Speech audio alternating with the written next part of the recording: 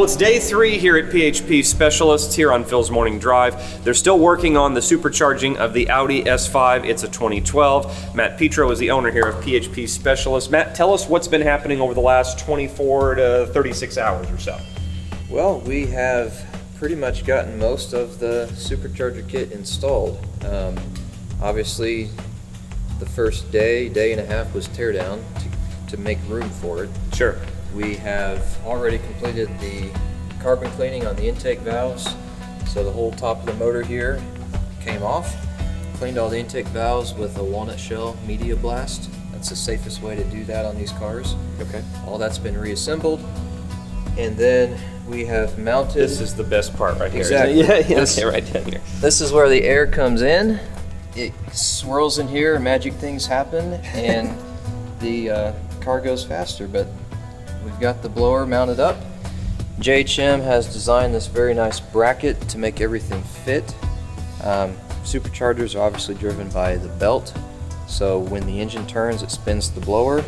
That creates boost pressure, and with the right software, everything works together. JHM has their own pulley drive system that they've created. It's a wider harmonic balancer. This is a billet aluminum balancer that they've designed. It's lighter weight, engine revs quicker, and then they've gotten all the belt drive system to spin the supercharger pulley. We obviously had to clearance the frame. It's a unibody car, but it does have frame horns, and we had to clearance it here so the belt has room to actually. Yeah, if you can get in here and see this, there's like literally, like I can't even get my finger in between right there to make that clearance. That's impressive. So this here, we've actually cut this out. Oh, so you have? Okay. This whole piece has been cut out. Okay. We have paint to match it, so we've already painted it so Yeah. it doesn't look like anything's actually happened.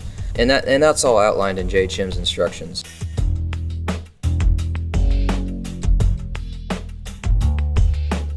So right now we're working on doing all the plumbing.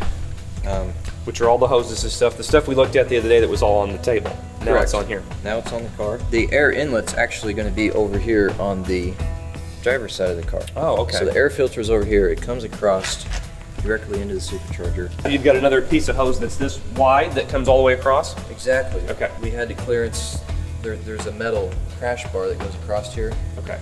That hose mounts to the back of that. Oh, we had that's to clearance that out too. We've already done that. We're just putting it back together now. It's a lot of work, but it would be a lot harder if you had to come in here and say, well, we're going to have to make our own hoses, we're going to have to set up our own stuff. That's where the kit really makes it go a little bit faster. It's still not easy, but... All that work's been done by JHM. They spent over a year designing this, Wow. testing, just making sure everything works. So now what we've got left really is finish the plumbing, put the front end back on, and get all the fluids back in the car.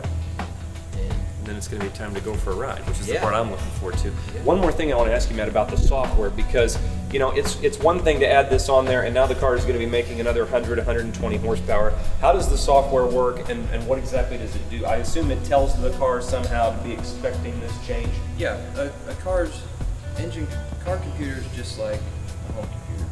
It has a processor, it has parameters, and so it takes the inputs from the sensors and then relays outputs on how much fuel to inject and all that.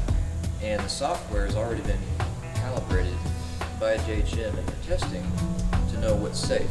So when it knows there's 8 psi of boost pressure going to the engine, it knows how much fuel to inject so you don't melt the motor down. Sure, because that could be a real problem if you just tried to do this without doing the software. It wouldn't work. It wouldn't work. There you go. We would melt this motor down in 10 minutes. I mean, there'll be some tweaking. We've got to take some logs Sure. after we get this installed, because that elevation and everything's different. Sure. So then we send those to them, they review them, make tweaks, they send us a file back and we flash it again if we need to. So once the front end's on, what else has to be done? Just the software? That's about it? Yeah, we've got to finish the transmission service. Obviously the motor has to be running, we'll get fluid back in it. We'll flash the car, go on some preliminary test drives, make sure everything's good, and one final test drive and deliver it back to the customer. Okay. Sounds good to me. Here's what to look forward to on the next Phil's Morning Drive. And the owner of this car is going to be very happy because he now has like another 120 horsepower. Exactly. You went on a test drive. Test